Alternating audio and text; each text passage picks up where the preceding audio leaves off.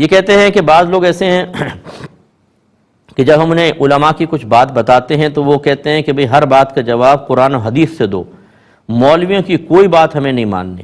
اب انہیں کیا جواب دیا جائے؟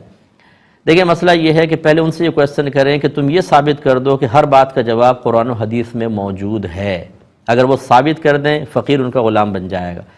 نبی کریم صلی اللہ علیہ وسلم نے حضرت معاذ بن جبل رضی اللہ تعالیٰ عنہ کو جب یمن کا حاکم بنا کر بھیجنا چاہا تو دریافت فرمایا کہ معاذ آپ کس چیز سے فیصلہ کریں گے؟ عرض کی اللہ کی کتاب سے۔ فرمایا اگر تم اس میں نہ پاؤ تو فَإِن لَمْ تَجِدْ، سرکار نے فرمایا اگر تم اس میں نہ پاؤ تو عرض کی میں سنت رسول سے فیصلہ کروں گا، یعنی حدیث سے۔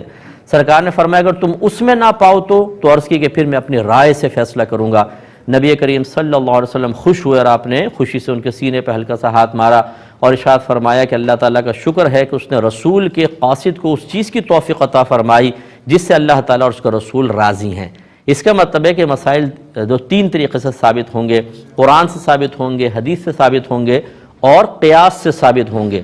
حضرت معاذ بن جبل نے اپنی رائے کا جو فرمایا قیاس، اب یہ کہنا کہ جو قیاس کو ہم چھوڑ دیں، نہیں مانتے، قرآن و حدیث سے ہر چیز کا جواب دو، تو پھر ایسے لوگوں سے بہت سارے کویسچن آپ کر سکتے ہیں کہ جن کا جواب قرآن و حدیث میں موجود نہیں ہوگا، اور پھر ان سے کہے کہ اب تم قرآن حدیث سے جواب دو، تو وہ نہیں دے سکتے۔ تو یہ مطلب خواہ مخواہ کی مطلب ضد ہے اور غیر شرعی ضد ہے۔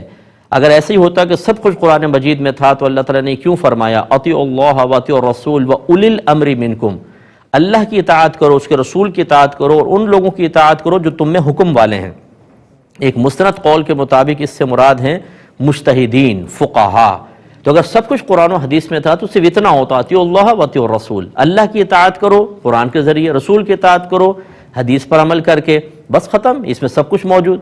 پھر علماء کی اطاعت کس لیے حکم دیا؟ پھر یہ کیوں فرمایا فَاسْأَلُوا أَهْلَ الذِّكْرِ إِن كُنتُمْ لَا تَعْلَمُونَ، اگر تم نہیں جانتے تو اہل علم سے سوال کرو۔ یہ فرمانا چاہیے تھا اگر تم نہیں جانتے قرآن دیکھو، تم نہیں جانتے تو حدیث دیکھو۔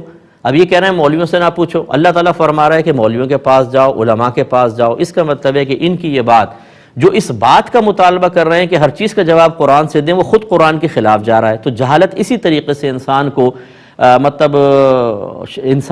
جہالت بھی اور نفس و شیطان اسی طرح انسان کے دماغ کو گھما کر اسے غلط راستے پہ چلا رہے ہوتے ہیں اور وہ اپنے آپ کو حق سمجھ رہا ہوتا ہے۔ پھر یہ کہنا ہے کہ ہمیں مولویوں کی بات نہیں ماننی، مولویوں سے مراد آپ کی کیا ہے یہ بتائیے؟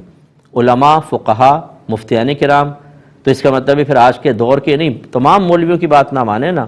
تو اگر مولوی سے مراد وہ جس کے پاس قرآن کا علم ہے، حدیث کا علم ہے، جو داڑھی والے ہیں، تو تمام انبیاء علیہ السلام اللہ کی کتابوں کا علم رکھتے تھے، داڑھی والے تھے، تمام صحابہ ایسے تھے، تمام اولیاء اعظام ایسے تھے۔ اب آپ کہتے ہیں ہمیں مولویوں کی بات نہیں ماننی، تو مولوی سے مراد کیا اس کے تعین کر دیں، پھر ہم ثابت کریں گے کہ ان کی بات مانے بغیر گزارا ہی نہیں ہوتا۔ اس لیے توبہ کر لینے میں بہتری